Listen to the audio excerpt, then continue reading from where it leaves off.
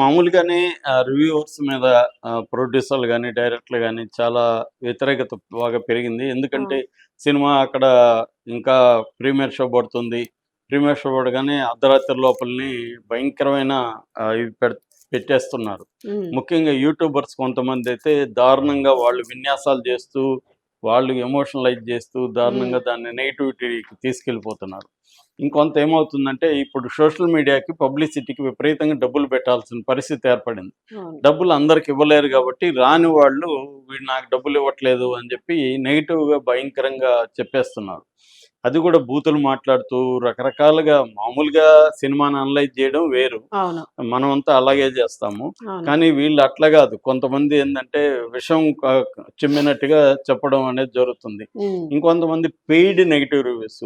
ఇప్పుడేందంటే ప్రతి హీరోకి anti batch cinema ఇండస్ట్రీలోనే ఉంటారు. అవును. హీరోల మధ్య గొడవలుంటాయి. ప్రొడ్యూసర్ల మధ్య గొడవలుంటాయి. పాలిటిక్స్ ఎంటర్ అయిపోయింది.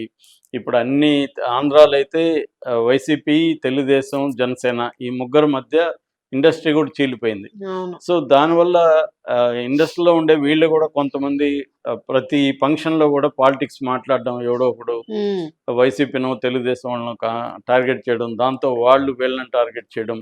ఇలాగా ఈ మధ్య కాలంలో సినిమాని సినిమాగా చూడడం అనేది పక్కన పెట్టేసి, ఇవన్నీ వచ్చేసాయి రాజకీయాలు. హ్మ్. దాంతో పెద్ద ఎత్తున నష్టం జరుగుతుందని చెప్పి, ఇప్పుడు అందరూ గూడా రివ్యూస్, రేటింగ్స్ ఇవ్వకూడదు. కనీసం వన్ డే ఆగాలి అనేది హ్మ్. అప్పీల్ చేస్తున్నారు గానీ, ఎవరు వినే పరిస్థితి లేదు. ఎందుకంటే వన్ డే ఆగితే నీ రివ్యూ ఎవడు చూస్తాడు? అవును. ఇమ్మీడియేట్‌గా ఎంత వేగంగా పెడితేనే రివ్యూలు పోతాయి. అవును. ఎందుకంటే కొన్ని వేల మంది ఇప్పుడు రివ్యూలు చెప్పేస్తున్నారు. ప్రతి ఒక్కడు రివ్యూవరే, ప్రతి అవును. ఒక్కడు రేటింగ్ ఇస్తున్నాడు. కాబట్టి ఇంతకుముందంటే ఓన్లీ ప్రొఫెషనల్ రివ్యూవర్స్ ఉండేవాళ్ళు. హ్మ్. వాళ్ళే చెప్పేవాళ్ళు. కొన్ని సైట్‌లు ప్రొఫెషనల్‌గా ఉండేవి. వాటికి ఎంతో కొంత క్రెడిబిలిటీ ఉండేది. హ్మ్. ఇప్పుడు ఎవడు క్రెడిబుల్ రివ్యూవరో, ఎవడు కాదో తెలీదు. అవును. సో, వాళ్ళ విన్యాసాల ద్వారా పాపులర్ అయిపోతున్నారు. అది ఇబ్బందవుతుంది. దాన్ని చూసి సినిమాకి రాలేదంటున్నారు. హ్మ్. మామూలుగా ఏందంటే సినిమాకి రాకపోవడానికి రివ్యూలు ఒకటే కారణం గాదు. ఫస్ట్ ఆఫ్ ఆల్ ఏందంటే టికెట్ రేట్లు పెరగడం. హ్మ్. సినిమాల హాల్‌లో పాప్‌కార్న్ దగ్గర నుంచి, వాటర్ దగ్గర నుంచి, కాఫీ దగ్గర నుంచి కాఫీ బయట రూ. 20కి దొరుకుతది. అదే ఫిల్టర్ కాఫీ అక్కడ 200. తి 250, ఆ! 270 ఉంది. అవును. హ్మ్. సో, ఆ రేంజ్‌లో ఉన్నాయి. సో, అందుకని ఇప్పుడు అక్కడేమో ఇంటర్వెల్‌లో మనకు కాఫీనో, టీనో తాగాలంటే టీ ఎలాగో ఏదో దొరకదు. కాలక్షేపం. అవును. కాఫీ ఉంటది. కాఫీ ఏమో మినిమమ్ ఫిల్టర్ కాఫీ మినిమమ్ వచ్చి 200 ఉంది. హ్మ్. అక్కడి నుంచి 300, 400 వరకు కూడా ఉన్నాయి. అవును. సో, ఇప్పుడు ఫ్యామిలీ పోతారు. ఒక బాబో, పాపో పాప్‌కార్న్ అడుగుతుంది. పాప్‌కార్న్ 300 ఉంటది. 400 ఉంటది. అవును. సో, వీళ్ళు ఆల్రెడీ ట్రావెలు, మళ్ళీ టికెట్సు, మళ్ళీ ఇవన్నీ పాప్‌కార్న్ మిమ్మల్ని ఎవడు తినమన్నాడు? సినిమాకి కదా పోమన్నాడని ఆ మధ్య ఎవరో శివాజీనో ఎవరో మాట్లాడాడు. అదే ఆ! ఎవరుంటారులెండి సినిమాకెళ్ళినాక ఆ పిల్లలు సినిమా ఊరుకోరు మీరు గదా! అలా మాట్లాడితే ఎలాగా? అలాంటోళ్ళు నిన్నోడు సినిమా పెట్టకూడదక్కడ. నిన్నోడు యాక్ట్ చేయమన్నాడు. ఇంట్లో కూర్చోవచ్చు కదా! అని మనం కూడా మాట్లాడొచ్చు కదా! అంతే గదా! కాబట్టి అది కాదక్కడ.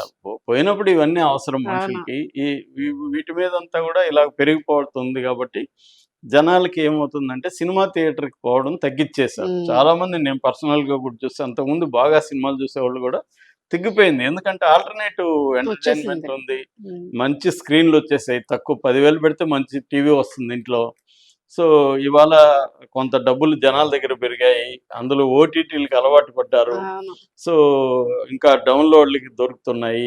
ఈ ఈ టెలిగ్రామ్‌లో ఒకరికొకరు ట్రాన్స్‌ఫర్ చేసుకుంటున్నారు. అవును. ఈ వాతావరణం వల్ల ఏమైతుందంటే సినిమా థియేటర్‌కి వచ్చి చూడడం అనేది బడ్జెట్ అలొకేషన్‌లో చాలా ఇదుంది. హ్మ్. మామూలుగానే మనకి ఇండియన్ ఎకానమీలో కన్జంప్షన్ బాగా పడిపోతే అందుకని మోడీ ప్రభుత్వం 2 చర్యలు చేపట్టింది. ఒకటేమో జీఎస్టీని తగ్గించడం, ఇంకొకటి టాక్స్‌ని తగ్గించడం. అవును. ఈ రెండిటి వల్ల 2025లో కన్జంప్షన్ కొంత పెరిగింది. హ్మ్. సో, ఈ కన్జంప్షన్‌లో గూడా ఏమవుతుందంటే దేనికి ఖర్చు పెట్టాలనేది ఆహ్, డివ డిసైడ్ జేసుకుంటారు. హ్మ్. ఎందుకంటే అన్ని రేట్లు పెరిగిపోయినప్పుడు తగ్గిపోతుంది. అంటే అన్నిటికి విచ్చలవిడిగా ఖర్చు పెట్టరు. సినిమా అనేది ఎంటర్‌టైన్‌మెంట్ కాబట్టి అదేమి అత్యవసరం కాదు కాబట్టి దాన్ని ఆలోచించి మరీ చేస్తారు. హ్మ్. సో, ఈ నేపథ్యం ఇదన్నీ పక్కన పెట్టి వీళ్ళు రివ్యూవర్ల మీదనే మాట్లాడుతున్నారు. ఇప్పుడు అవును. ఈ నేపథ్యంలో ఒక వార్త వైరల్ అవుతుంది. మన షన్ శివశంకర మనశంకర వరప్రసాద్ వరప్రసాద్ గారు. మనశంకర వరప్రసాద్ గారు సినిమా